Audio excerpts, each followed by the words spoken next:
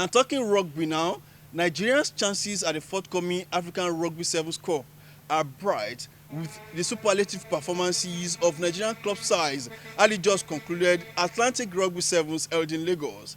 The reports. Barewa Rugby Club and AJ Sharks Rugby Club are champions of the Atlantic Rugby Sevens tournament held in Lagos at the Rugby School, Nigeria. Barewa Club dominates possession, defended resolutely and converted chances clinically to defeat Cowrie Rugby Football Club 19-0 to win the male category. In the women's category, AJ Sharks defeated Edo Queens 7-0 to emerge champions. The tournament attracted 11 elite clubs and state-supported clubs from across the country. I've seen that rugby is being played in Nigeria and it's not a regular sport.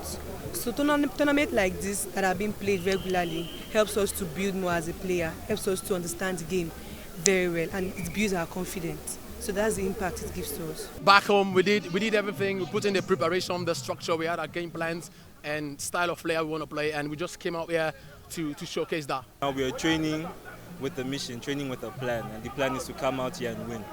So it brings us together. As you can see, everyone is happy, everyone is smiling. People are working and also playing, so they're taking time off their work to be able to come now and have brotherhood. The General Manager, Nigerian Rugby Football Federation, Aziz Ladipo, appreciated the players for their outstanding performances, adding that the event is part of the building process of the federation. This is a precursor to what's going to come at the end of the year. Something bigger, more international is coming, but this is domestic. Yeah, so we have rugby players from across the country, and they need game time. So this is one of the new competitions, sustainable, that will last into the future.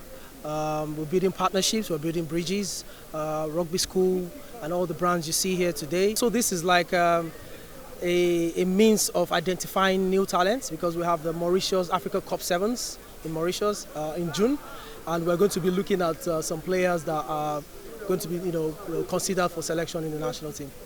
I love your country. I'm having a love affair with Nigeria. I think it's absolutely brilliant. You've got 180 million people under the age of 25. If 1% of those people turn out to like rugby, that's 1.8 million. And if 1% of those 1% are really good, the elite, that's 18,000 brilliant international rugby players you've got in your country. If you go to England, every big rugby franchise has a Nigerian playing for them. The captain of England rugby is called Maro Itoje. He's from Port Harcourt. You've got your Gabriel Ibetois, your Mark Ibanos, all playing in England. So the future of this sport in Nigeria is huge. I was so surprised by the athletic capacity. I think that's the thing that impressed me the most.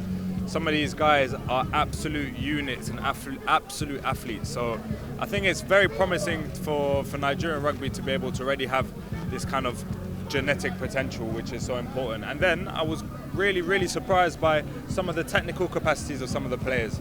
I think if you give them a good infrastructure and good coaching, I think there's no reason why Nigeria couldn't compete with the likes of Kenya.